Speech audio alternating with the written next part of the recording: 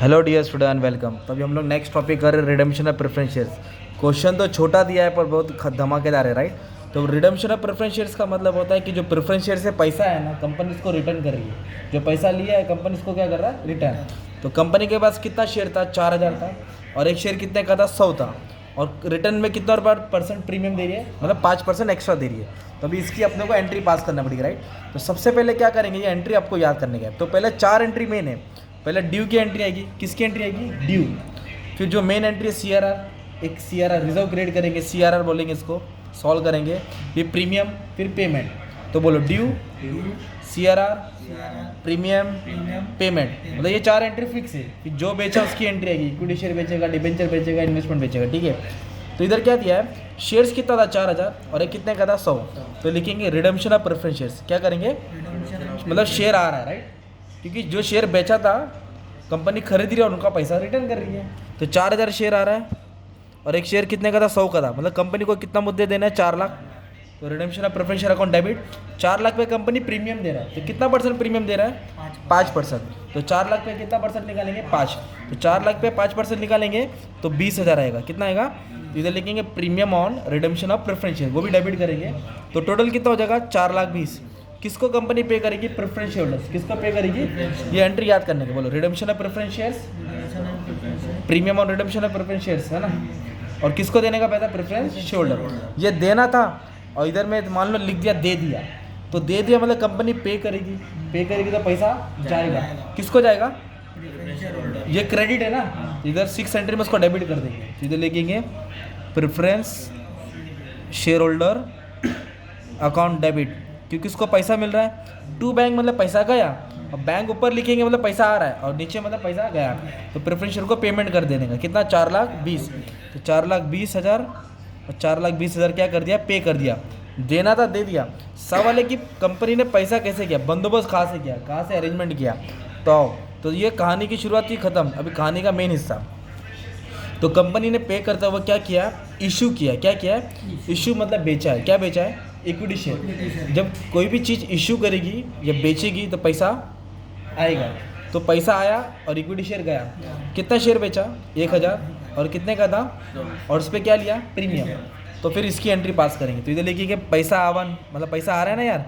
तो bank account debit, क्या लिखा, डेबिट में क्या लिखा, इधर लिखेंगे 2। क्या लिखेंगे, 2। तो 2 क्या लिखेंगे, मतलब इक्विटी शेयर कैपिटल। क्या लिखेंगे, मतलब पैसा जा रहा है। इक्विटी शेयर कैपिटल मतलब पैसा, मतलब शेयर गया। और उसके बाद कंपनी ने क्या लिया, प्रीमियम लिया। तो इधर लिखेंगे सिक्योरिटी प्रीमियम। क्या लिखेंगे, एक्स्ट्रा पैसा लिया। तो कितना शेयर बेचा, 1,000, और एक शेयर कितने का था, 100 का था। मतलब 1 लाख का शेयर बेचा, और प्रीमियम कितना लिया, 10%। तो 1 लाख पे 10% कितना हो गया, 10,000। इधर एक्स्ट्रा प्रीमियम दे रही है, इधर प्रीमियम ले रही है। तो 10,000 प्रीमियम आया। तो टोटल कितना रुपया आ रहा है कंपनी के पास, 1,10,000। इसलिए बैंक अकाउंट डेबिट। सिंपल, पैसा आ रहा है, इक्विटी शेयर जा रहा है, पैसा आ रहा है और इक्विटी शेयर जा रहा है। तो इधर थर्ड एंट्री क्या है, डिबेंचर इशू किया है। कितना डिबेंचर बेचा है, 1,000, और कितना डिबेंचर बेचा, 100। इधर कोई प्रीमियम नहीं लिया है। तो क्या लिखेंगे, पैसा आ रहा है, बैंक अकाउंट डेबिट। क्या लिखेंगे, बैंक को डेबिट किया, और क्या किया, डिबेंचर्स किया। क्या गया, तो डिबेंचर्स का नाम दिया, इधर कुछ नहीं नाम दिया, तो लिख देंगे डिबेंचर्स। क्या लिख देंगे, कंपनी ने कितना डिबेंचर्स बेचा मालूम है, 1,000, और डिबेंचर कितने का था, 100 का था। मतलब 1 लाख रुपया डिबेंचर से भी आया। तो कंपनी क्या की, पैसे का अरेंजमेंट की, इक्विटी शेयर दे के और डिबेंचर्स दे के। तो अभी इधर एक फॉर्मूला तुमको याद करने का है, कैपिटल रिडेम्पशन रिजर्व, जो एंट्री पास कर रहे हैं ना। तो कैपिटल रिडेम्पशन रिजर्व मतलब होता है कि कितना पैसा हम लोग घर से उठाएंगे। तो इधर क्या दिया मालूम है क्या, कंपनी के पास बहुत सारा पैसा इधर दिया है। सफिशिएंट प्रॉफिट, मतलब कंपनी के पास प्रॉफिट एंड लॉस में अनगिनत पैसा है, बहुत पैसा है, पैसा का कोई कमी नहीं है, ऐसा बोला है इधर। या फिर कभी कभी बैलेंस शीट में ऐसे लिखा रहेगा टेबल में, profit and loss 3 lakh, general reserve 3 lakh, मतलब इतना ही है। इधर बोला है बहुत सारा पैसा अवेलेबल है। तो nominal value of preference share, अपनों का प्रेफरेंस शेयर का कितना वैल्यू देने का था, 4 लाख। इधर लिखेंगे 4 लाख, मतलब अपनों को 4 लाख पे करना था। इक्विटी से कितना है पैसा, वो लेने का 1 लाख।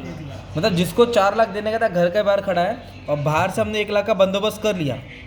4 लाख देना है और 1 लाख का अरेंजमेंट हो गया।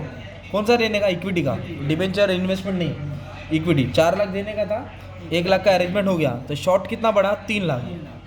वो 3 लाख हम लोग घर से देंगे। कहाँ से देंगे, फ्री रिजर्व सोर्स, बोले तो जनरल रिजर्व नहीं तो प्रॉफिट एंड लॉस। तो हमने क्या रिजर्व क्रिएट किया, कैपिटल रिडेम्पशन रिजर्व, कितना 3 लाख। तो ये 3 लाख कहाँ से उठाया वो नाम डालेंगे। तो 3 लाख का अरेंजमेंट कहाँ से हुआ, प्रॉफिट एंड लॉस। कहाँ से हुआ, पूरा एग्जाम में फुल फॉर्म लिख देना, प्रॉफिट एंड लॉस। अगर जनरल रिजर्व रहता तो जनरल रिजर्व आता, मतलब देना था 4 लाख, 1 लाख का अरेंजमेंट हो गया, तो 3 लाख का अरेंजमेंट कहाँ से किया हमने, प्रॉफिट एंड लॉस। मतलब ये टेंशन खत्म हो गया।